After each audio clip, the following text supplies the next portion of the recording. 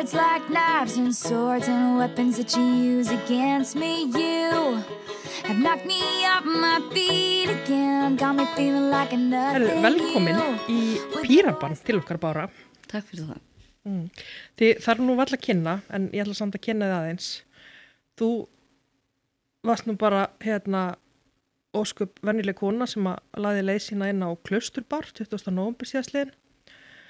Settist þar til að fá þér kaffi og já, eins og núna. Hvað ætli gerist núna? Alltaf eitthvað sem getur gerst þegar ég með kaffibolla sko. Já. En já, síðan heyrðuru í þessum þingmönnum bara á næsta borði með eitthvað algjört dónatal. Já.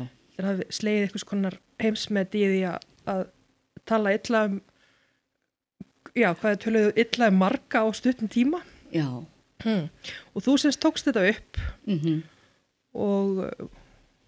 og já, og síðan hefur nú margt gerst. Allt og margt.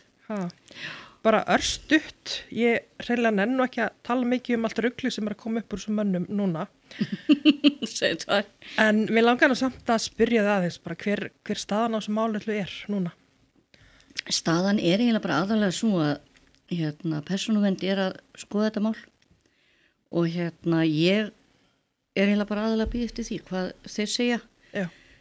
Svo þegar það búið hvort sem að þeir hafa valmöguleikum það hvort að þeir taka máli fyrir og úrskurða einhvers konar sekt eða einhvers konar pælingar eða hvort að þeir vísa málinu frá. Þetta snýst á hvort að þeir vísuðu þessu til persónuverndar og vildu fá úr því skori hvort að þú hefur brotið persónuverndarlög.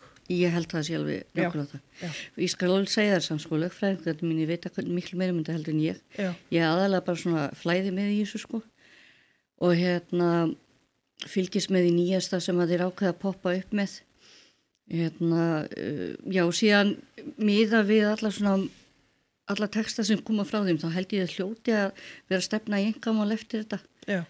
Og þá dílum við bara við það. Já. Að því að það náttúrulega svo glæpsamlegt að rúla skjánum á símanum sínum og eitthvað, ég bara búin að fá alveg, þetta orðið svo mikið brandari. En já, og það svona eiginlega bara fer sinn veginn, ég meina bara eins og ég sagði frá upphafi, ég tek ábyrgð á því sem ég gerði og svo bara sjáðu hvað kemur út úr því. Já. Mikilvægast finnst mér kannski að sjá hvort það kemur eitthvað út úr þessu varðandi bara yfir höfuð rétt fólks til þess að gera þetta á þeirra nota. Já, algjörlega. Af því að það alveg augljóst að það enginn að fara að gera neitt í því hvað það sögðu sko. Nei, nefnilega. Það hefur alltaf verið að vera mjög fróðlegt að fylgjast með þessu öllu. Já. En líf þitt hefur nú vantilega tekið þó nokkurum breytingum síðan að þetta gerðist. Þú eins og segi, varst kona sem að kannski ekki allir þekkt út á götu. Þeir allavega héldu að þú hefði verið bara einhver túristi. Þú varst valin manneskja ársins af Rás 2 og líka af Bylgjunni og Vísi. Vísi var það líka? Já, það það sama bætti? Saman, Bylgjan og Vísir. Ég svo fróð sko. Já, gott að ég fræðið lesendur Vísis veldiði manneskja ársins. Já, fallegt. Þannig að þetta hlýtur að vera svona tölvur breyting á því bara að bara þínu lífi eftir þetta allt saman. Sko já og nei. Já, ég náttúrulega orðin þannig að þú veist, fólk að tala við út á götu af fyrrabragði. Ég hef alltaf verið mannski sem tala við fólk að fyrrabragði út á götu sjálf. Þannig að það svo sem trufla mikið, ég hef mjög gaman að ég að tjá mig við fólk. En já, það eiginlega aðalega kannski bara svona hver þekkt ég og auka álæði sem fylgir því að standa í málaferlunum sem fylgja þessu. Lífið mitt var eiginlega alveg fullpakkað við það að vera ég þar á undan. Þannig að þetta var svona, já, aðalega bara hluti sem ég þurfti að íta svolítið til hliðar og bara auka álag sem að, já, ég bara þarf að vinna úr. Já. En mér langar svolítið, þó að við séum nú sannarlega ekki hittast í fyrsta skipti og þetta er reyndar í annað skipti sem að ég að taka við viðtal. Það er nefnilega málið. Sem er bara ótrúlega tilviljun. Þú tókst fyrsta viðtalið við mig Behçet-sjúkdóminn fyrir mörgum árum síðan. Já. Og þá voru ég og Sigmundur Davíð efst uppi á hausnum og síðunni á blaðinu. Já, alveg rétt. Hann var maður ársins þá. Alveg rétt, já. Já. Þetta þrýrningu sem verður alltaf tengd og greinilega. Já, það var sérst á fréttatímanum og það var hann að mynda þér út af þínu viðtali og já, þetta magnað. Þetta mögnuð tilviljun. Já. En mig langar þó að ég sé svona aðeins búin að fá að kynnast þér í gegnum árin og auðvitað fengi að taka þetta viðtal við á sínum tíma, en svona við fáum bara að kynnast betur hérna bara persónunni Báru. Hvaðan kemur þú? Hverja mann ertu? Já. Ég alin upp í Kópavoginum, ég fósturbarn, flutti bara til Reykjavíkur einhver tíman í einhverju unglingskasti þegar mér fannst ég ekki vera nógu unglingdar bara eitthvað, ég ætla að fara að búa ein í Reykjavík, búin að vera í Reykjavík síðan. Ég alla æfi einhvern veginn það hefur verið svona eitthvað sem hefur alltaf takmarkað mig líkamlega og annað, en ég var í skóla og ég fór svo hætti í menntaskóla miðja leið, fór síðan vinna á leikskóla og fyrir eldra fólk, heimilisþrifum, sem bókavörður, símsölu, og svo ég búin að fara í háskólan í þjóðfræði og í rafvindavirkjun í teknískólan, og ég svona eiginlega bara búin að vera hér og þar, og svo ég 17 ára son og eiginkonu, og þetta bara, já, og hund og 2 ketti, mann ekki gleyma þeim, þau eru mikilvægust. Já. Þannig að það svona ýmislegt sem að þú hefur fengist við í gegnum tíðina. Já, það sko, þegar ég horfið tilbaka þá sé ég þessi sjúkdómi sem ég með hefur byrjað að takmarka mig miklu fyrir heldur en ég hélt kannski. Já. Og mér lengi þá var þetta svona sett niður á eitthvað þunglindi, þessi erfiðleikar með að þú veist, mér fannst ég alltaf þreytt og það var alltaf eitthvað að. Já.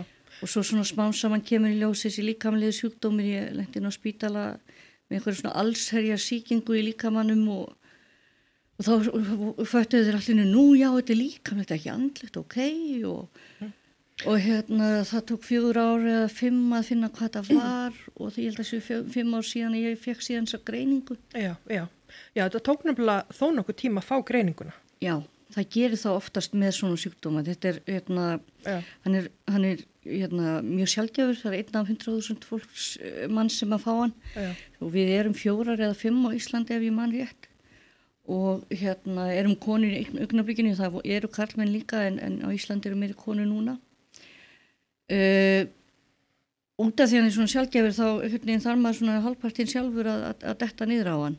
Ég var bara komið með svona lista af einkennum sem ég var að setja saman inn í tölvu og svo bara þegar bættist við eitt þá var ég, aha, þá er þetta alveg þetta, fór til einn sérfræðing sem var sérstaklega í munnhols sérfræðingur með þessi munnsæri sem voru mest að plaga mig og hann sendi mig síðan inn að gekta til því ég fær greiningu. En þetta er alltaf svona með sjúkdómar sem eru svona sjaldgæfir og sérstaklega þegar þeir eru, eins og segir sko, jú, ég fæ sýkingar og ég fæ alls konar svona hluti sem hægt er að mæla, en svo er stærsti hluti minn sjúkdóms er þreyta og verkir. Og það er ekki eitthvað sem við getum bara mætt inn á spítal og sagt, heyrðu, ég er með 10% verki eða 100% verki eða eitthvað skilurðu, það er ekkert að mæla það. Þannig að maður svona upplýður kannski svona viss tímabil þar sem maður er bara spáið í hvort að maður sé bara ímyndunarvikur eða hvað það er. Lækna kannski í undir það líka svona tímabili. Já. Og þú talar sko akkurat hvað þessi einkenni séu kannski svona óljós þegar maður veit ekki við hvað að tengja þau. Já. Og ég veit að þú hefur líka upplifað í rauninni fordóma út af því að fólk kannski hittir þig. Já. Og bara eins og núna, þú ert bara hress og í góðu standi. Ég er þannig blekki sko. Nei, þú ert bara... Ég lít bara út fyrir að vera það. Já. Þannig að þetta er einmitt munurinn á sko sömu sjúkdómum sem að sjást mjög vel utan á fólki eða eitthvað svona föllun sem að sjást mjög vel utan á fólki og eins og sjúkdómum sem að þú ert með.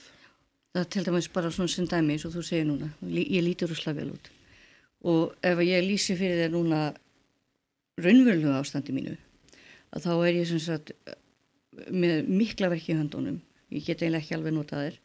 Ég er með verki í mjöðmum, njám og öllum vöðvum fyrir neðan mitti.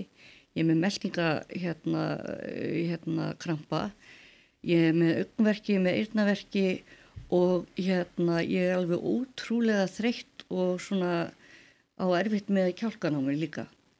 En ég er bara búin að vera svona það lengi að þegar venjulegt fólk væri upp í rúmi sofandi eða veikt, skilur þá get ég samt farið út af því ég er búin að ég þarf að gera það ef ég ætla að lifa einhverju lífi. Já. En ég þurfti til dæmis núna að mæla út, ég fór í sundleikum í hádeginu, ég þurfti að mæla út hvíld á milli, ég þurfti að mæla út lyf til að koma hingað og ég þurfti að vera með á hreinu, ég var ekki að fara að gera neitt núna eftir. Já, þannig að þú þarft að í rauninni þaulskipuleggja daginn. Algjörlega, það er til kenning sem heitir Spoon Theory sem er ofsalega skemmtileg fyrir fólk til þess að skilja þetta. Það er þannig að maður vaknar sem sjúklingur, þá vaknar maður með vist marga skeiðar sem maður kallar og þú notar skeiðina í hvert verkefni. Já. Og venjulegur einstaklingur vaknar kannski með 40 skeiðar og þetta er ekkert vandamál, hann bara vaknar, burstar tennurnar, borðar, fer út, fer vinnuna, verður ógeðslega þreyttur, fekk samt og elda kvöldmat, horfur sjónvarpið og fer að sofa. En fólk sem er með svona verkjasjúkdóma og aðra sjúkdóma, það vaknar kannski með 6 skeiðar. Og þessar 6 skeiðar eru fara fætur, velja sturtu eða borða, svo veljum maður að borða. Það fylgir því kannski magakrampi sem tekur eina skeið í burtu. Maður hefði farið í sturtu, það hefði kannski fylgt því mjaðmaverkir sem maður þyrfti að sitja. Ja. Og svo hefur maður bara vissast að bita. Og ég er einhvern veginn búin að sjá þetta út að ég hef 2 klukkutíma á dag og þá meina ég með tímanum sem ég er að borða og svoleiðis þar sem ég er nokkurn veginn 100%. Ja. Og það er svona meðaltalið. Ja. Þannig að ég næ ef það er eitthvað sem ég þarf að gera sem er svona 4 klukkutíma span, klukkutíma fætur, 2 klukkutímar í eitthvað og 2 klukkutímar út, að þá er það eitthvað sem ég þarf þá að undirbúa. Mm-hmm. En ég næ því svona nokkurn veginn án mikilsvanda. Mm-hmm. Allt sem er meira en það þá er dagurinn og eftir dagurinn þar sem ég fer ekki að gera neitt. Mm-hmm. Eins og til dæmis ég var eitthvað skemmtilega hress á mánudaginn og vaknaði og bara, já ég er nú bara ágætlega hress í dag. Svo ég fór eitthvað að færa til og taka til í fataskáp sem við erum að færa til í einu herbyggi hjá okkur. Og ég færði örlítið nokkra hluti í einhverju fataskáp og setti nokkra hluti upp í hillu og flokkaði einhverja pappíra og skrifaði niður hluti og ég hef verið að fótum í svona 6 klukkutíma eða eitthvað. Í gær þá fór ég ekki út úr húsi. Já. Og í dag er ég ennþá svolítið svona Já. Þannig að þetta er svona... Þannig að það er allavega greinilegt að það er ekki samasemmerki á milli þess í rauninni hvernig þú nærð að bera þig og hvernig þér kannski líður. Nei, og það er til dæmis eins og daginn sem ég fór þannig í Landsrétt á sínum tíma að þá misreiknaði ég mig og fór í morgunviðtal. Já, morgunútvarpi Rásar 2 og þess vegna þegar tíminn var búinn og ég var búin að taka lyf og gera allt saman rétt, að þá stend ég í viðtal og segi, heyrðu, ég er nú eiginlega bara aðeins og þreytt og enda síðasta viðtalið sitjandi að því að þá var bara orkan mín búin aðeins fyrr, að því ég fattaði það ekki að þótt að ég hvíld á milli, þá var ég búin að vera vakandi eða þú veist, þá var ég búin að vera í virkni aðeins svo lengi og náttúrulega það sem er erfiðast við ósýnilega veikindi er að bæði sjástu illa á mér, ég meina ég kannski fyrir inn í búð úr fatlaðarstæði og fólk þess að með sér, það er nú ekkert að henni en ef það sér með því ekki út úr búðinu og er að reyna að koma hlutunum inn í bílinn, þá kannski sér það þar. Er þetta eitthvað sem þú verður vörfið? Finnst þið fólk eitthvað að vera að horfa á þig?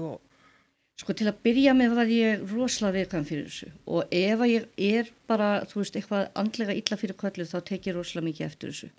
En það sem kannski ég finna mest fyrir þessu er í hlutum eins og umfjöllunum þetta mál að það er óslega margir sem eru bara, hún er nú engin öryrki þessi kona, hún er bara einhver kerfisfræðingur sem er búin að reikna hlutinu út og ég veit að stór hluti af þeim fordómum kemur út af því að þetta fólk heldur ég sé líklega að feika að vera þunglind eða eitthvað svona, gæti nú bara alveg vera að vinna og eitthvað, af því að það eru rosalega fordómar fyrir andlegum veikindum. En er þetta eitthvað sem fólk segir við því eða eitthvað sem þú lest á kommentarkerfum? Þetta kemur alveg á kommentarkerfum hvert einasta skipti, ég er með vinnu fyrir þig. Ég fæ svona skilabóð, ég með vinnu fyrir því. Hvernig hefur hún náð að plata þetta út í kerfinu og svo framvegis. Þetta er náttúrulega ömulegt. Þetta er voðalega leiðilegt, já. Þú verður bara hægt að lesa kommentakerfinu. Ég ger það rosalega lítið. Það kemur mjög sjaldan fyrir að ég les kommentakerfið á fréttunum sjálfum. Ég les meira heima bara sjálf, mína síðu og svona. Og það er alveg komin blokklisti, sko. Já, ég skil alveg mitt að mann langi til þess að lesa hvað er fólk að segja ef það vera að fjalla þig í fréttinni. En svo bara helti yfir að þá verðist svona vera kannski ákveðin hópi fólk sem er mjög yðin við að skrifa athugasemdir. Mér er alltaf langað til að búa til fréttaþátt sem að héti virkir í athugasemdum og það væri svona í dagblaðinu til dæmis, væri svona fínt að hafa bara einu sinni í viku einhvern sem er mjög við yðin, af því að það eru til dæmis, ég er alveg búin að sjá út að það eru 6-7 nöfn sem kommenta alltaf á greinarnar mínar. Já. Og eru alltaf frekar svona og þú meina bara að tala við þetta fólk og bara spyrja. Nei, bara fjalla þeirra komment og hvernig karakterar eru, af því að þeir greinilega sko vilja taka þátt í umræðunni. Já. Þannig að mér finnst þeir mættu bara vera með í umræðunni almennilega. Já. Ég myndi ekki nenn að gefa þeim þessa athygli. Nei, sko, þetta náttúrulega snýst bara það, ég bara er að spá í þessu, sko, því að fólk átti sig ekki á því, það les kannski eina grein og svo lesa athugasemdi kerfið og það les athugasemdi eftir eitt svona aðila og les hérna ekki það sem er fyrir neðan og svo framvegis. Og þessir aðilar, þeir eru bara alveg ótrúlega yðnir við að halda uppi stereotypum og rangfærslum. Sko. Já, þú meina það eru til að sýna fram á, ef maður er að lesa þetta og sér kannski kommenta eftir hann Sigga og heldur að þetta sé bara svona eina athugasemd frá hann Sigga, taka saman bara, hann er haldinn gríðarlegum fordómum og er rasisti og allt þetta. Hann kommentar bara á greinar öryrkja, hann kommentar bara á greinar innflytjendur. Það er alveg til þannig fólk þarna. Og það er kannski svona svolítið svona, ég veit ekki hvort að athyglin skiptir máli eða þannig, en ég bara tók svolítið eftir þessu. Ef maður blokkar þetta fólk, mér langar stundum að sjá hvað það er að segja, því að stór hluta mér vill mæta þessu fólki að bara vissu mildi og segja bara ok, ég sé að þú er bara fengið ógeðslega ljóta mynda af einhver staðar og mér langar bara að segja bara nei, veistu, í þessu tilfelli þá bara ertu að skella stórum hatti yfir eitthvað sem er ekki eins og það er og bara getur ekki sest niður og haft kaffibolla og sé það að við erum báða manneskju sko. Af því að þetta er alltaf þessi fjarlægð í kommentakerfunum sem skapar þetta náttúrulega líka og þessi enga klefi sem þú hefur fyrir þig og vinið þína þar sem þið talið ykkar stöf sko. Já, tala þessa bergmálshella sko, þar sem að maður heyrir henni bara frá sínu jáfólki. Já. Og það eru þetta kannski líka einmitt að þó geti verið leiðilt að lesa oft einhver neikvæð komment í þessum athugasemdakerfum sko, þá hefur maður alveg gott að því líka upp að vissu marki sko, að ég til dæmis reyni mikið bara eins og á minni Facebook síðu að passa upp á að ég er með fólk sem að ég er sko algjörlega ósámála bara allt í lífinu en mér finnst mikilvægt að vera með það fólk, þannig að það er allir með svona sína búblur. En ég vil hafa sem fjölbreyttast fólk. Já, líka út af því að þá heyrirðu hvað það er sem að er í umræðunni annars staðar. Að því stundum er þetta þannig að sikkur aðilinn, þegar við kannski tala sama málefnið, en það er alveg verið að tala framöndan og afturendan á því. Já. Og í raun og veru skiljum við ekki hvort annað því við höldum að við séum bæði að tala afturendan eða bæði að tala framöndan, skiljum við. Algjörlega. Þannig að ef maður finnur málefnanlegt fólk sem er akkurat hinum inn á búblinni, þá er ég svo glöð, þá er ég alltaf bara, einhver sem segir ekki bara alltaf eitthvað svona, þú ert bara feit kettling, eitthvað, heldur segir bara, mér finnst bara þetta að vera svona og svona og hefur ekki hugsað út í hitt og þetta. Það er gagnlegt. Já, það er líka bara svo ótrúlega gaman að tala við að málefnilegt fólk, þó að sé gjörsamlega ósammála manni. Af því að það líka bara eigur vísinni hjá manni sjálfum og í rauninni kemur í veg fyrir að maður lokist inn í einhverjum svona hugmyndaheimi sem að bara á ekki alveg við rauk að styðjast í stærra samhengi sko. Ég er nefnilega alltaf tilbúin til þess að skipta skoðun. Já. Eins að mér finnst það vera sterkleiki en ekki veikleiki. Já. Ef þú getur það. Já, ég veit að þú ert ekki tengd neinum stjórnmálaflokkum, en ég verðum samt að segja að þetta eitt af svona því sem að við Píratar leggjum mikla áherslu á að það sé í lagi að skipta skoðun. Að þú færð nýjar upplýsingar að þá bara góðulega að segja bara, heyrðu, ég bara hafði rangt fyrir mér og nú ég bara búin að skipta skoðun. Já. Ég man eftir fyrir mörgum árum, hann John Kerry eða eitthvað svoleiðis, var örugglega í forsetaframboði eða eitthvað svoleiðis. Já, í Bandaríkjunum. Já. Og hann var gagnrýndur mikið fyrir það að hafa skipt skoðun í einhverju máli. Já. Og ég horfði á þetta og hugsaði með mig, nei, hann fékk gögn í hendurnar og sá að hann hafði rangt fyrir sér og hafði styrkinn til að vera bara sá maður bara, já, nei, heyrðu, eftir að hafa skoðað gögnin betur þá sé ég að ég hafði aðra sína á þetta heldur en raunmynduleikin og snúa við. Og þannig mann vil ég hafa, skilurðu. En þetta var lítið á sem voðalegan veikleika þarna, sko. Og gert eins og hér á landi hefur verið svona, hefur tíðkast og vonandi breytast, í stjórnmálum, að þú ert búin að segja eitthvað einu sinni, þá áttu bara að halda þig við það fram í rauðan dauðan, sko. Ég vil þó að það sé komið fram fullt af gögnum sem að sýna að það sem varst að segja var bara algjör vitleysa. Já, var það ekki, einhvern tímann var mér sagt að einhver sjálfstæðismaður hefði sagt, sko, ef þú segir hluti nóg oft, þá trúir fólki þér. Já. Þannig að þú heldur bara áfram að segja saman hlutin og þá trúir þér.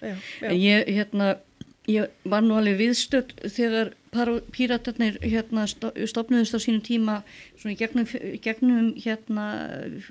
samfélagsmiðlana á sínum tíma og að því að það bara var fólk sem ég þekkti, geða fólk sem var þar og svona svolítið ný sýn og ég sé alls konar hluti nýja og skemmtilega og í mörgum flokkum sem að myndast og ég veit ekki, ég persónulega náttúrulega, sko, ég held að getur eiginlega ekki verið öryrki og ekki orðið svolítið vinstrisinnaður af því að, þú veist, vinstrisinnunin snýst svona stundum meira svona félagsumhverfið og það það sem að þú ert alltaf að pæla í, sko, en ég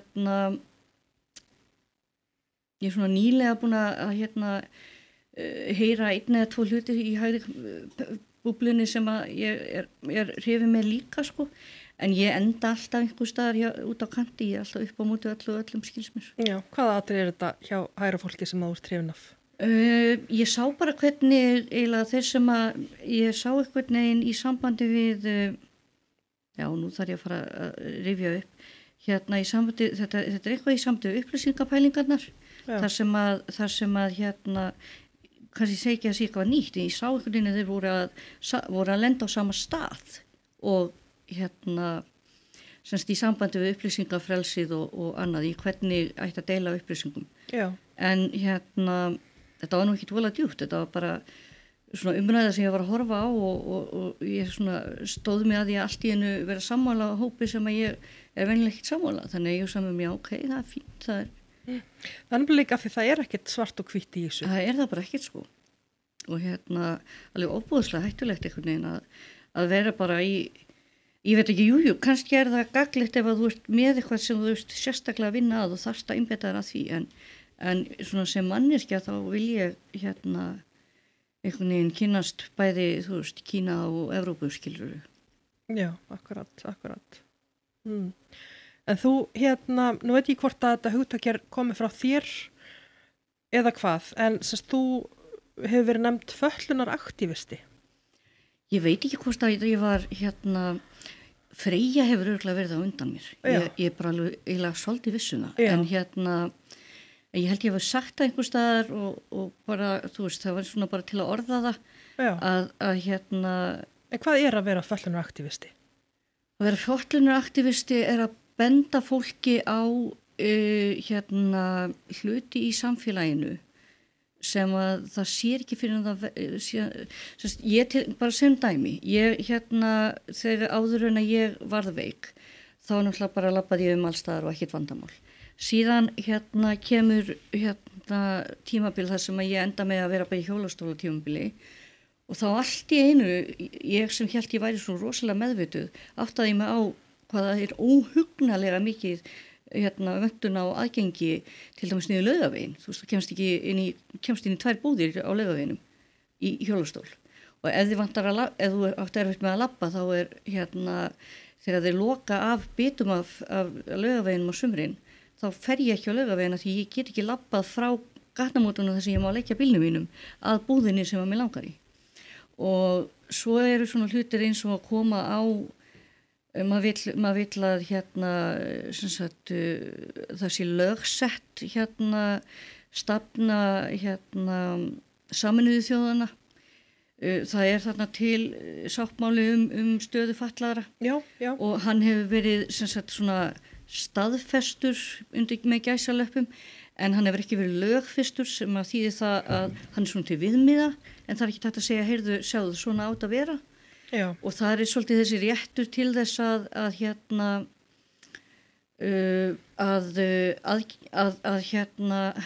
umhverfis líka svolítið hannað fyrir fólk sem fatlað, að því að ófatlað fólk held ég átti sig mjög lítið á því hve mikið af umhverfinu hannað.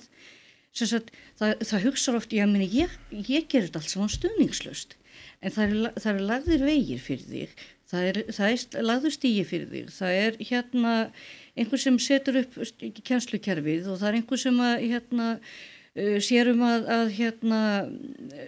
það eru innvið, það eru leikskólar, allir þessu hlutir eru hannaði fyrir fólk. Þannig að þú ert að fá alveg stór bita af stuðningi frá samfélaginu.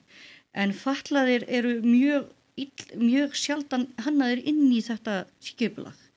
Það var til dæmis bara fyrir nokkrum árum í íhugun að leyfa það að byggja blokkir án lyfta.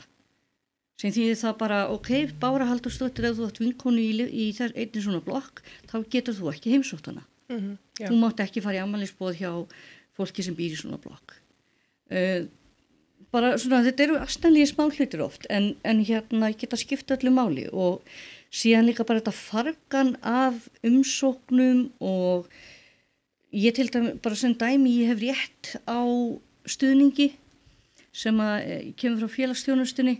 Ég er búin að hafa rétt, það er búin bara dæma, meta mér rétt til aðstoðar heima hjá mér 36 klukkutíma í mánuði í held ég 5 ár. Og ég er búin að fá 1 mánuð af þessari aðstoð. Af því að fyrst og þegar fundu ekki starfsmenn, síðan þegar starfsmenninni fundust, þá var ekki til fjármagn. Þú veist, þetta er svona astnælega hluti, þetta lítur úrslega fallega út, en þú veist, og að vera fötlunaraktivisti held ég sé aðalega bara að benda fólki á það sem að gerast inn í heimi fatlaðra, sem að ekkert algengt að fólk skoði, eins og allir hlutinni sem gerast í gegnum öryrkjabandalagið akkurat núna, Tryggingastofnun búin að svíkja fólk í mörg ár, það sem kemur fyrir nokkrum árum síðan kemur í ljós að allir þessi umræða það að fólk sé í bótasviki til dæmis, hún var öll byggð á skoðanakönnun í Danmörku sem var gerð á takmörkum hópi fólks, og síðan áætlum með að við höfðatölvin á Ísland, þannig að þegar var verið að tala að það væri þetta og þetta mikið bótasvik í íslenska tryggingabótakerfinu, að þá var það bara byggt á einhverju svona, það var bara svona eins og ég hefði bara byggt á því að fara í afmæli og segja, hei, hvað haldið þið? Og það búið að byggja pólitíska umræðu á þessu í alveg endalausan tíma, og síðan, já, þetta er bara vekja athygli á þessu, vera opin fyrir þessu og benda fólki á hluti sem að tengjast þessum hlutum eins og ableisma, sem er svona eins og rasismi. Ableismi sem sagt þegar fólk sér ekki að hlutinir eru hannaðir á móti öðrum. Það eru allir gerðir, það er alltaf gert ráð fyrir allir séu hæfir. Já. Og þetta er náttúrulega svona framhald af að við erum búin að vera með baráttu kvenna. Já. Þess að kvennabaráttan. Síðan er það hinsegin baráttan. Já. Og barátta fatlaðs fólks. Já. Þú í rauninni ert að taka þátt í öllum þessum baráttum. Já, og fátæksfólks líka. Já. Af því að þessir hópar, fatlaðir sérstaklega og hvar voru við? Fatlaðir sérstaklega, já, aðalega held ég þeir séu kannski líklegastir til þess að detta inn í fátækabúbluna.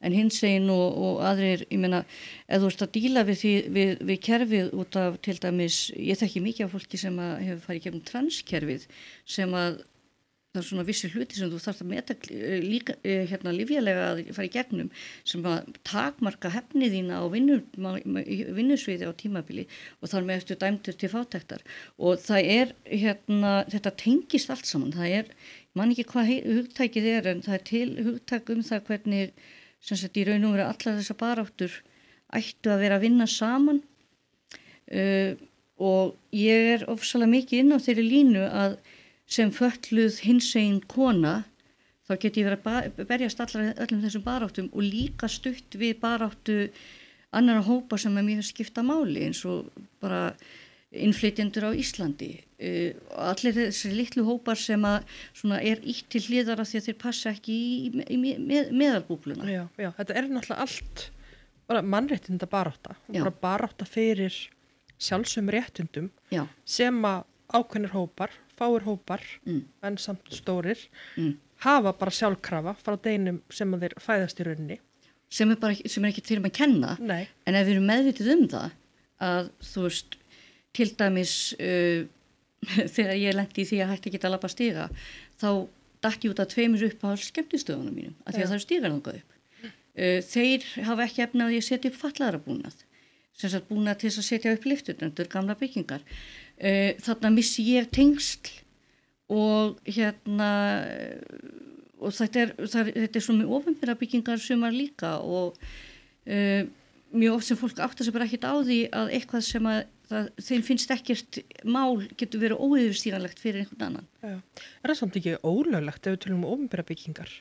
Ég veit ekki hvort að það er ólöglegt í Bandaríkjunum frá því 1976 sem árið sem ég fættist. Já. En á Íslandi held ég einmitt út af því að það ekki búið að lögfesta þennan sáttmála sem við erum að tala eða réttindapakka að þá ekki hægt að segja skilur, já nei það á að vera en ég veit náttúrulega að eitthvað af hönnun sko ég gerir ráð fyrir því til dæmis að Reykjavíkurborg yfir höfuð reyni og stjórnvöld yfir höfuð reyni að hafa aðgengi en það getur oft verið svona bara smá hluti sem skipta máli samt sem áður. En svo það kannski sem að mér hefur fundist í öllum þessum hlutum fyrir utan kannski hinsegin, pínu í transmálunum, að það þetta bákn af umsóknum, neitunum, þetta svona eins og fólki þarna fyrir löngu sem áttu 2 börn sem voru fötluð og áttu að kaupa 2 bíla. Þetta svona asnalegi smáhlutir og síðan að fá réttindi varðandi hvernig þetta sækja og fá síðan réttindi eins og ég og vera með þau í mörg ár en fá ekki í þjónustuna út af því að þrátt fyrir að standa á borði að þessi þjónusta sé í boði fyrir hinn og þessa svo líka eins og nú var notendastýrð persónulega aðstóð það var ákveðið að samþykja hana sem að eitthvað sem að kannski, ég veit ekki hvort allir vita hvað það en það þegar þú getur fengið sem starfsmann í staðin fyrir að þú sést á stofnun eða það sé starfsmaður frá félög hann bara hjá þér vissa tíma dags þegar þú þarft fer með þér ef þú þarft aðstóð í vinnu fer með þér ef þú þarft aðstóð til að fara í líkamsrækt hjálpar þér við innkaup svona sluti og þú ræður bara og stýrir þessu sjálfur. Já, þetta jáfnvel líka einstaklingar sem aðstóða þá við jáfnvel bara hreinlæti, fara í sturtu. Já, það fer bara eftir þörfum aðstæður einstaklingsins og þetta mjög, að öllu leyti mjög þægilegt kerfi að því að gera það verkum að það þurfi ekki 20 manns að fara að hanna þetta, heldur bara þú sjálf segir bara ok, svona lífið mitt og svona þarf að gera og þú far metið vist inn á það. Nú er búið samþykja það að NPA yrði virt í Reykjavík áramótin en það ennþá verið að vinna regluverki fyrir það. Þannig ég fekk sent post þar sem stóð, já þakkaði fyrir umsóknina, þetta var rosalega fínt en við erum ennþá að vinna regluverkið þannig að við vinnum þetta einhver tíman. Og þetta fólk sem búið að bíða, ég búin að bíða í mörg ár eftir þessu. Já. Og ég á bara, og meðan líf mitt bara á pásu. Já, og þetta náttúrulega hefur áhrif á bæði þitt líf og líf þinna nánustu. Já. Mér langar einmitt aðtöku hvort að þú ert tilbúin að fara að þessar persónulegri nótur með mér. Ég það alltaf. Er það ekki? Jú. Þú sagði mér einmitt að þú átt konu. Já. Hvernig kynntust þið? Við kynntumst í gegnum vin, eða vinkonu. Já. og þá vorum við nú báðar í sikuru áttinu, í sikuru sambandinu, en svo svona þekktumst við bara áfram og það endaði með því að þegar við vorum einhvern tímann báðar lausar að þá urðum við að pari og já, heyrðu hugtæki sem ég var að tala um að þetta heitir intersectionality. Alveg rétt. Það komið á loksins. Ég bara fór og googlaði það, þetta pyrraði mig svo munið ekki. Já, en já, en þegar við hittumst þá hitti ég konuna mína sem mann og það er að því að kona mín er transkona og við erum búin að vera saman í 9 ár, við erum búin að vera giftar í 5. Já, 9 ár. Já, við erum búin að vera giftar í 5 ár held ég. Já. Er ekki konan sem á munið alltaf? Æja, heyrðu allavega ég fell svo illa undir. En nú eru báðar konur, þannig að það fellur á sléttu. Það fellur á sléttu, sko, já, en hún er ekki hérna til að muna það með mér heldur, sko. Já. Þú veist. En já, við erum búin að vera saman í þessu 9 ár og ég veit ekki hvað ég væri án hennar því að hún náttúrulega er í hlutastarfi sem einkahjúkrunarkonan mín, sko. Já, hvað heitir hún? Hún heitir Rafna. Hrafna, já. Hrafna Jóna, hún er ljósmyndari, hún er mjög hæfur ljósmyndari ef ykkur vantar ljósmyndara. Já, ok. Já. Eða er að læra ljósmyndun. Já, þannig að þetta er mikið ferli sem að þið hafa farið gegnum saman líka. Já, en samt sko kannski minna heldur en það er einhvern veginn svona svolítið spes með þetta. Ég hef einhvern veginn, ég er sjálf tvíkynið, þannig ég þekkti frá upphafi mjög mikið af fólki úr hinsegin samfélaginu.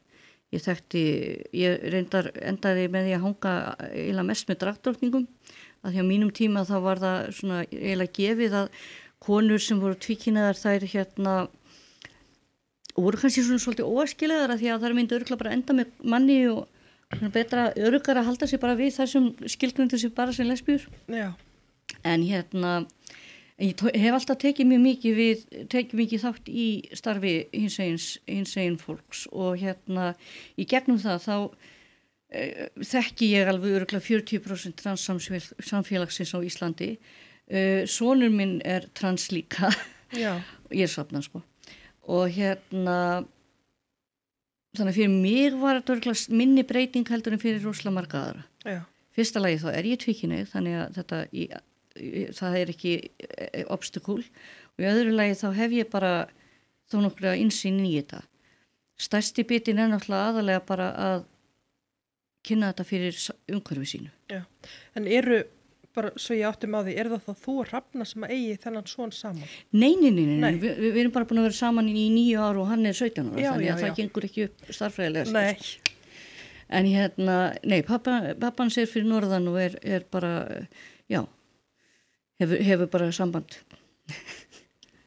Þannig. Já. En hann er ekki upprunalega sonur okkar tveggja en þetta er nú samt svona fjölskylda. Já, auðvitað. Stefni í stærri fjölskyldu og allt það, sko. Já, nú. Ég er að fara að vera amma í sumar. Í alvöru? Í alvöru. Það er rosalegt. Já. Til hamingju. Mér finnst það mjög spes. Já, til hamingju. Já, takk fyrir það. Ég finnst ég ekki nógu gömul til að vera amma en svo mér finnst mér þetta svona pínu spennandi og gaman, sko. Nei, nú ert þú ekkert svona ömmuleg. Nei, við verum bara að breyta þeirra skilgreiningu líka. Já. Ömmur geta bara verið með skrítið hár og Já, það er nefnilega einmitt. Það er akkurat svolítið það sem þú ert að gera líka, að breyta þessum svona stereotypum. Já. Það er flókið mál í íslensku samfélagi að vera öðruvísi. Þangað til að þú bara sættir þig við það að þú ert það.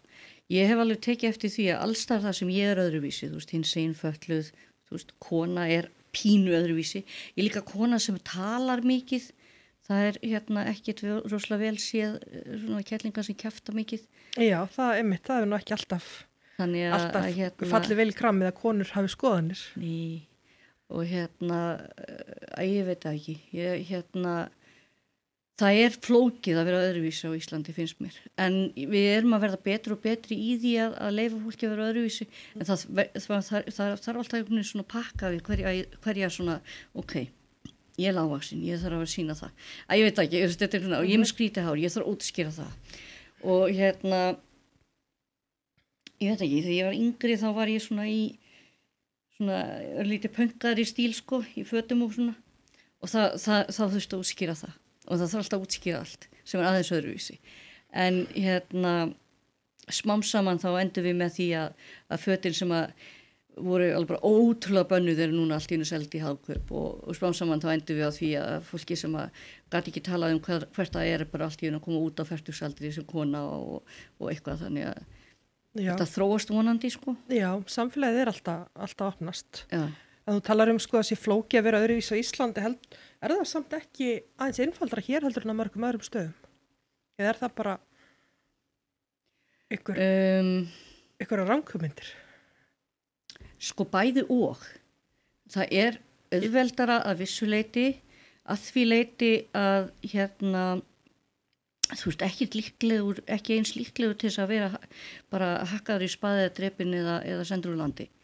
En aftur á móti íslenskt almenningsálit oft svolítið mikið hart og þetta snýst rosalega mikið þitt nærumhverfi. Þú veist, hópurinn í kringum þig þannig að hann taki við breytingum, ertu í vinnu þar sem tekið við breytingum. Þegar ég var yngri tvítugt þá gast ekki fikk vinnu eða þú veist með gati í nefinu eða eitthvað.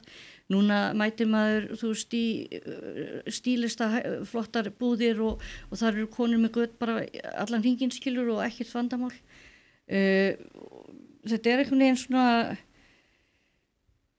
það voru falið þetta svona líta til hliðar á fólk á Íslandi sko. Það gott að vera á Íslandi með það að við erum ekkert í því að lemja fólk en við erum aftur á móti rosalega hörð og dónalega oft við fólk sem öðruvísi. Verður þú var við það? Já, ég til dæmis bara get ekki hægt að tala við fólk greinlega um hárlitin minn. Hann sem sagt þannig að ég læt hann bara vaksa og svo bara af og til aflita ég og set nýtt, ég á gult og rautt og það blandaði einhvern veginn saman og og ég held að, í dag þá var ég bara svona að tala við konu og hún bara, þetta nú loksins orðið allt í lagi á þér hárið. Og þetta er 15. skipti sem þessu konu kommentar á hvernig hárið það mér er. Og ég meina, ég er ekki að deyja, þetta er ekki hryllilegt, skilurðu. En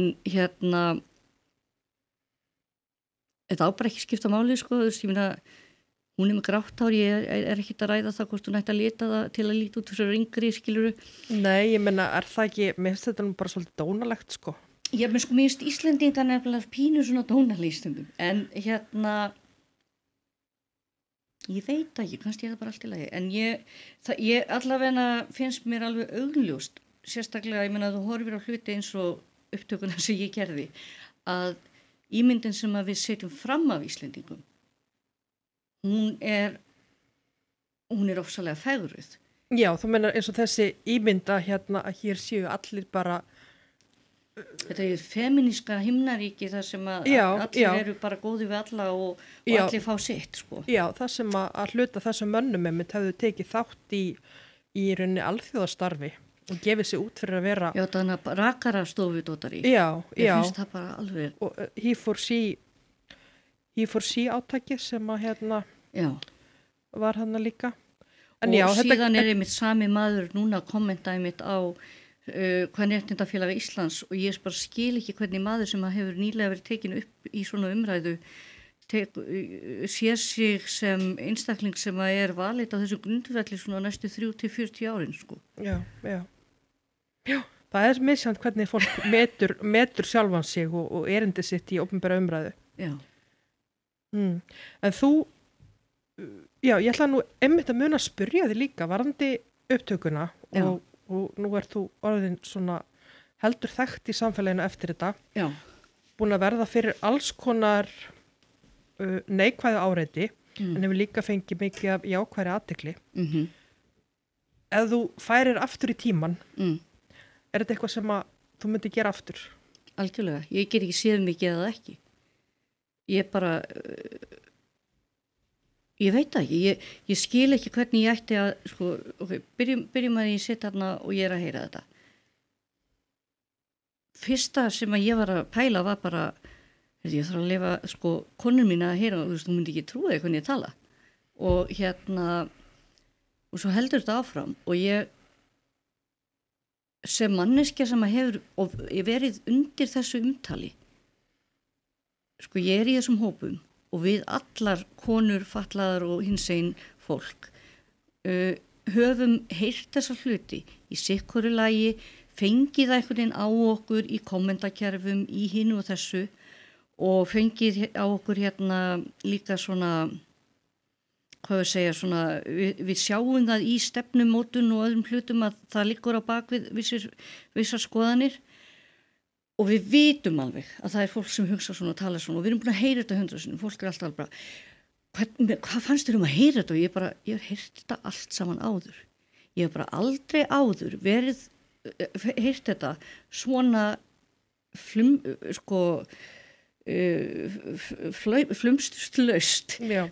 Fyrir framan annað fólk. Já. Af fólki sem á að hafa sem að hefur sitt. Já, og frá þingmönnum. Já, ég sé fyrir fólki sem að hefur hérna líf mitt og annara í höndunum. Og hérna það tók mér alveg þó nokkur tíma að finna út hvað ég ætti að gera við þetta, en þess að máli það til að byrja með, þá var ég bara ég veit ekki af hverju ég held áfram að taka upp einsinni, ég bara vildi að þetta væri til á upptöku og svo bara held ég áfram og svo þegar það kemur þannig þessi umræða sendir á þeirra dótaríð sem að virðist ekkert að gera í sem er ástæðan fyrir því að ég sendi þetta í blöðin. Það var bara, þarna er eitthvað sem er alveg greinilega ekki það sem á að vera gerast í stjórnarkerfinu. Svo ég sendi það á blöðin og það er fyrsta fréttin og það hefur valla verið nefnt. Já, sem umræðan sendiherrastöð fyrir Gunnar Braga. Já, og ég sé mig bara ekki fyrir mér undir nokkrum kringum stæðum sitjandi þarna og ekki gera eitthvað í málinu. Það var mjög furðuleg lína af hlutum sem gerist þarna. Ég er mjög ánægð með þær ákvarðanir sem ég tók þegar hvernig ég kom þessu frá mér. Af því þetta endaði í því að ég var svona, bara mér langaði eiginlega bara, fyrst var ég bara, heyrðu ég bara, póst þessu bara. Og svo bara, nei, ég veit ekkert hvort ég má það. Já. Þú veist, má maður. Og þess vegna skiptir persónuvernd mig þó nokkru meira máli heldur en ýmislegt annað sem við komum fram. Að ég ber virðingu fyrir því að ég hafi ekki alveg vitaði hvernig ég eigi að meðhöndla þetta. Svo ég setti þetta í hendurnar á fagmönnum. Hvað svo sem kemur út úr því var síðan annað. En hérna...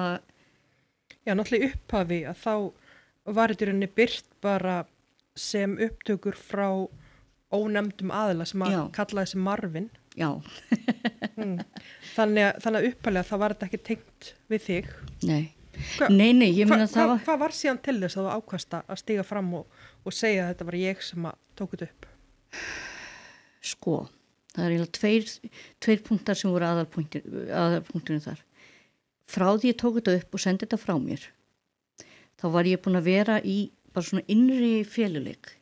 Svona, þú veist, ég veit ekki hvernig þetta er, þú veist, hvenær komast þér að því, hvaða kvittanir koma þarna inn, hver þetta er, eitthvað. Og ég var alveg með á hreinu að ég minna auðvitað myndiður einhver tíman uppgöt á hver ég væri. Af því ég var þarna inn, ég borgaði fyrir mitt kaffi þarna. Það myndi koma í ljós. Þannig að það er svona viss þrýstingur og mér hefur aldrei líðið vel að vera að fela hluti. Ég er ekki, minnst þú erfitt konsept að tala bara ekki með það sem er að gerast. Þannig að það var svona satt yfir mér og síðan fór ég þarna á þessu mótmæli og ég ánumstar, ég held að það veri einum fréttunum frá stundinni eða einhverstar, þetta myndband, þar sem ég er að labba frá, ég ákveði að taka það bara upp að ég fór að hugsa það. Þar ég er að labba frá mótmælinu og ég alltaf bara áttaði með því bara þeir hópar sem ráðist var á, hinsegin fólk, fatlað fólk og konur. Og ég er hinsegin fötluð kona. Já. Og það var bara svona, ég þarf allavega að koma því á framfæri og svo einhverju bara svona...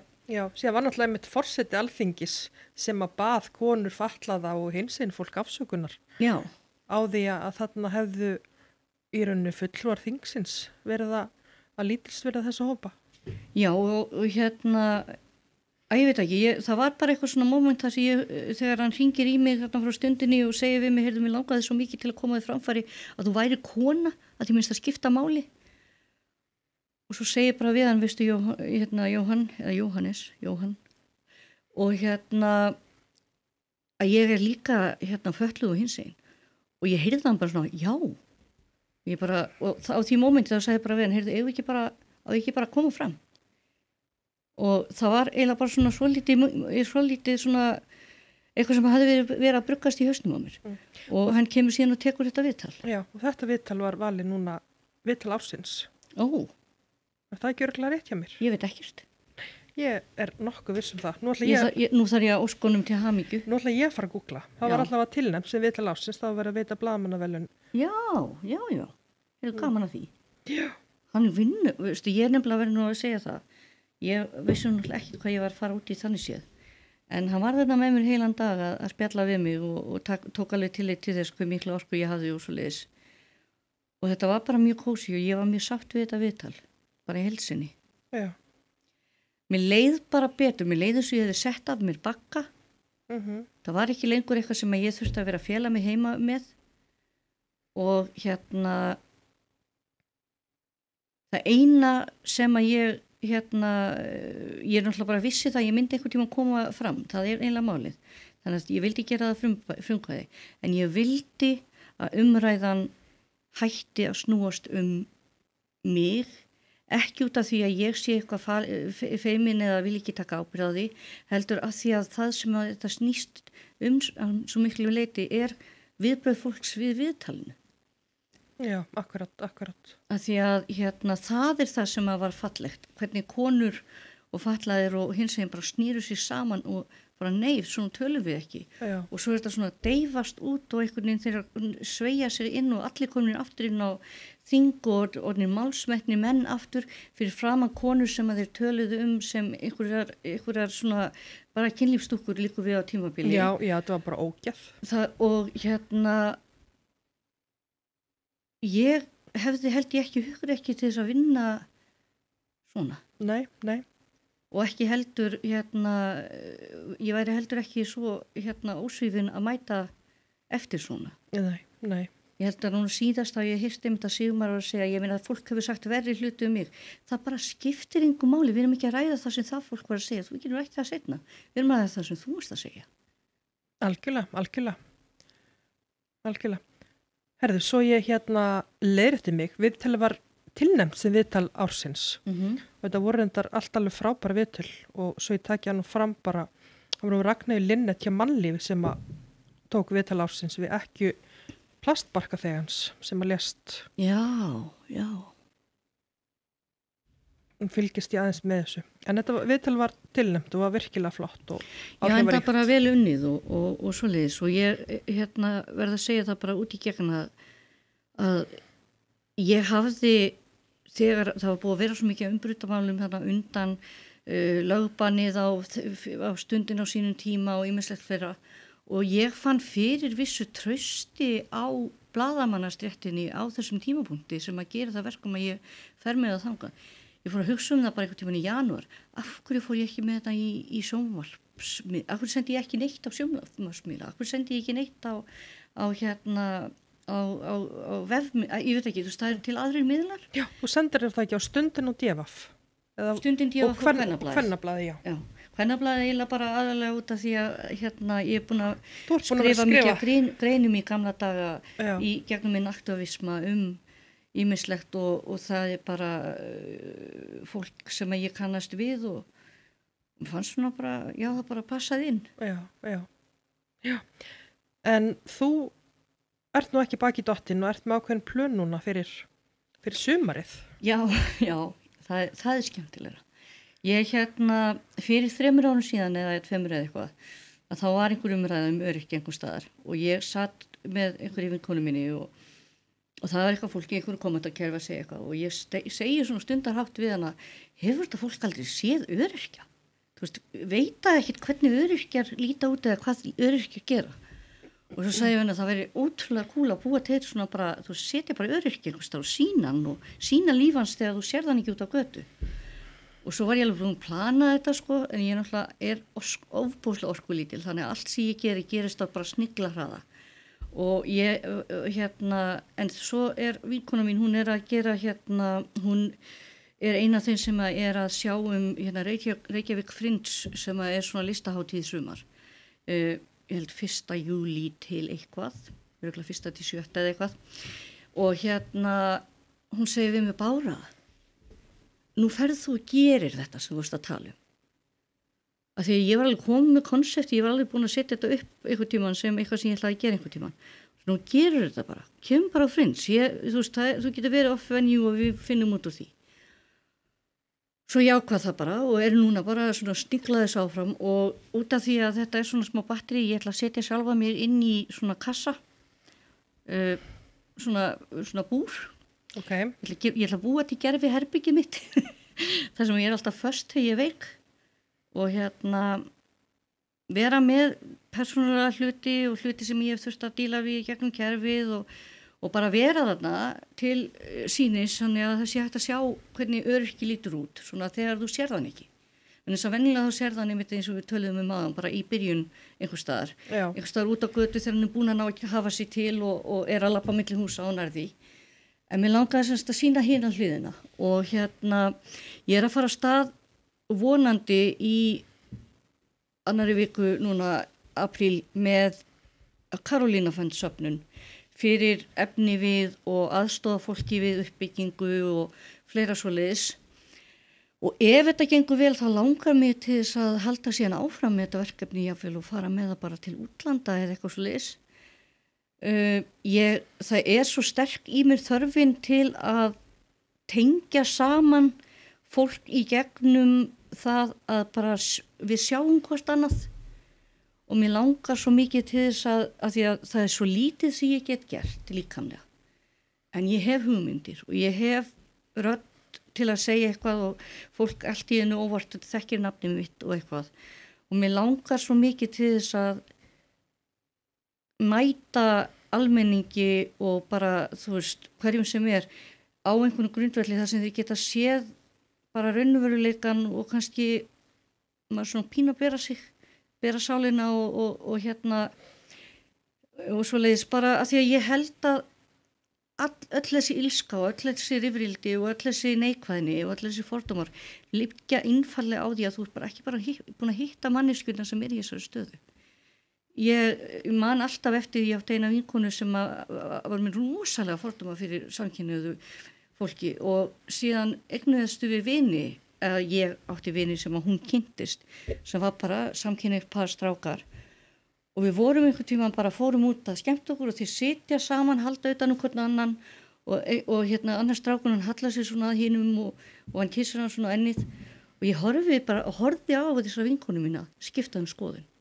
Ég horfði á hann að sjá þessa menn sem bara tvo einstaklingar sem elskuðu hvern annan og voru góðu við hvern annan og bara átta sig á því að allar þessar skoðanir og allt þetta sem hún vildi segja eða þú veist, allt sem hún hafði á móti að það var einskis það var bara bull, það var bara hindranir sem við búum til sem ekki þarna í alvörunni að því í alvörunni þá get ég sest niður við hliðina hverjum sem og útskýrt mína stöðu og hann sagt mér sína sögu og við getum, þú veist, verið saman sem einstaklingar en ef við horfum að hópa fólki út í bæ eða einhverja konu með rautt hár í fréttunum sem að virðist vera rosalega kjaftfór og rosalega fín og eitthvað að þá sjáum við aldrei manneskjuna, við fáum aldrei að tala beint við aðilann og bara ef við tökum okkur tíma og tölum mann við mann þá leysum við öll vandamál í heiminum.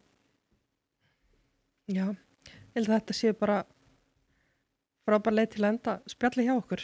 Já, þetta búið að vera alveg ofbúslega gaman og Já, og við fylgjumst með á Karolínufund og ég var búin að fletta upp að Reykjavík Fringe Festival 27. júní til 7. júlí.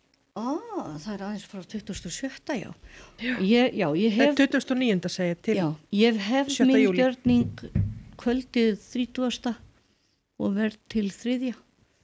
Og það getur hver sem mér komið, ég hafði þetta frítt að því ég vil að vinni mínu komist að því að það kostar. Já. Það vil ekki að kostin. Já. Ætlar að vera inni í þessum kassa allan á tíma? Já. Með ferðaklósett. Með ferðaklósett. Ég var einmitt að hugsa á ég að spyrja, hvað með þú þarft að fara klóstið? Ég verð bara í náttkjól, sko, þannig að sjáast nú ekki, ég vil ekki að fara að kláma mig fyrir netið, sko. Nei. En stór partur af mínum veikindum það að bara hvert skipti því ég borða, þá fylgir því bara þó nokkur meltingaferð. Það ekki eitthvað sem ég kannski að fara að gera að aðalatriðinu í þessu, en smáatriðin eru samt þarna. Já, þannig að þetta bara þitt raunverulega líf. Já. Í hvað, 3 sólarhringa? Í 3 sólarhringa. Já, þetta verður magnað. Já. Ég þó nokkuð spennt fyrir þessu. Já. Að því ég held að það verði fullt af hlutin sem ég á ekki eftir að sjá fyrir sem koma út úr þessu. Ég held að við myndum að rekast á ýmsa hluti sem að verða furðulegir í tengslu við. Já. Ertu ekki svolítið bæði spennt og kvíðin? Ég er svona fann að það er alltaf að detta upp eitthvað svona smáatrið, eitthvað svona, ætla að verði þú kannski svefnlykt í rýminu þegar fólk kemur inn. Nei, það er alltaf, þannig það er þungt loft inni þegar maður er alltaf inn í herbygginu sínu og og ég hendi þessu til hliðar hægt og rólega, en ég vona bara að fólk komi og sjái vegna þess að þetta verður ekki bara ég þarna, það verður líka á veggjónum persónulega hlutir, myndir af lífi mínu sem að konan mín hefur verið að taka. Það verða þarna hluti sem að fólk getur tekið þátt í, samskipta hluti sem fólk getur tekið þátt í, og mér langar bara sem flestir komi og skoði þetta, og síðan verður eftir á þeir sem að taka þátt í söfnuninni, þeir sem að senda inn eða taka þátt í að styðja mig. Það verður svona listamannaspjall eftir á, þar sem að ég ræði við fólk þetta, og verður örugglega frekar áhugavert að sjá hvað fólki finnst. Já. Ég allavega gerir fastlega ráð fyrir að ég verð þar. Ætlarðu að fremst á bekk? Kannski. Kannski. Herði, já, bara takk innilega fyrir að koma. Takk fyrir að bjóða mér. Já, og ég hlakka bara mikið til að fylgjast með þessu verki hjá þér. Takk fyrir það.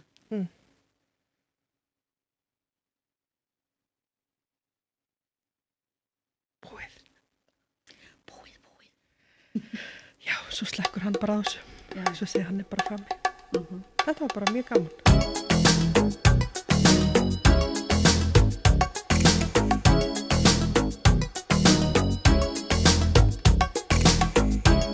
¿Cómo fue que se